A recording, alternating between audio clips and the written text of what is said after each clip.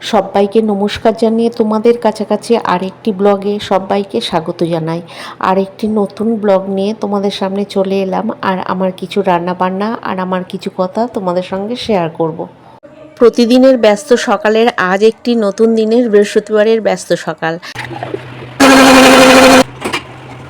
ব্যস্ত কেন বলছি, সকাল 7টা থেকে 9:30 পর্যন্ত আমার দম ফেলার সময় থাকে না, কারণ ছেলে বেরোবে, মেয়ে বেরোবে, আবার ওদের বাবা বেরোবে। মেয়ে চাকরি করে, ছেলে স্কুলে যাবে, আর ওর বাবাও অফিস যাবে।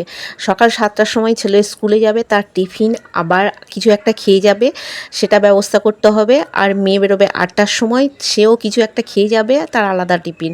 আর ওদের বাবা বেরোবে 9:30টার সময়, উনিও একটা কিছু খেয়ে যাবে, আবার দুপুরের খাবারও নিয়ে যাবে। মানে প্রত্যেকের আলাদা আলাদা খাবার। প্রত্যেক দিনের মতো সকালবেলা রান্নাঘরে চলে এলাম। আজ বৃহস্পতিবার, সব নিরামিষ রান্না হবে।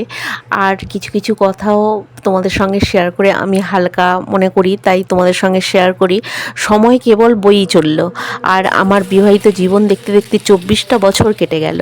আমি রয়ে গেলাম এক ঘোরের মধ্যে। জীবনের পথে কত কিছু হারালাম, আর কতই কিছুই বা পেলাম না। নিতান্তই সাধারণ এই আমি, তবু আজ বুঝতে শিখেছি আমার সব ভুল, সব অসম্পূর্ণতা, এসব আমাকে আমিই বানিয়েছে।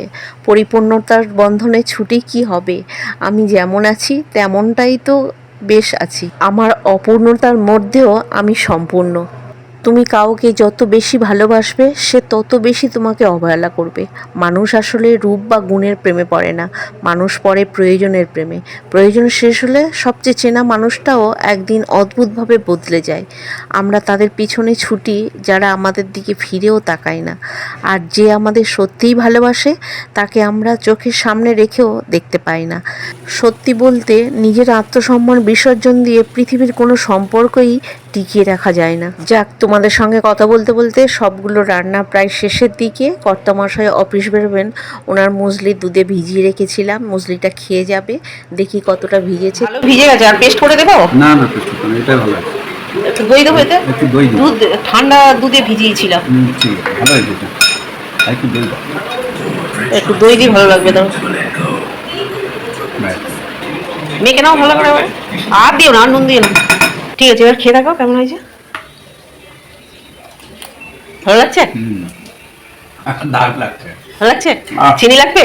না, চিনি নেবো না, খুব ভালো হয়েছে। ঠিক আছে, খেয়ে নাও। মুসলিটা কম হয়নি? না না, ঠিক আছে, একদম ঠিক। ঠিক চিনি ঠিক আছে, একদম ঠিক আছে, খেয়ে নাও। আমি পেস্ট করে দেবো বলে দুধে ভিজিয়েছিলাম। আর দুপুরের খাবারটা বাড়ি থেকে নিয়ে যায়, আমি রেডি করে দিয়েছিলাম, আর উনি বেরিয়ে যাচ্ছে। আর ছেলে আজকের স্কুল থেকে তাড়াতাড়ি ফিরে আসছে, ওকে খেতে দিয়ে দেবো।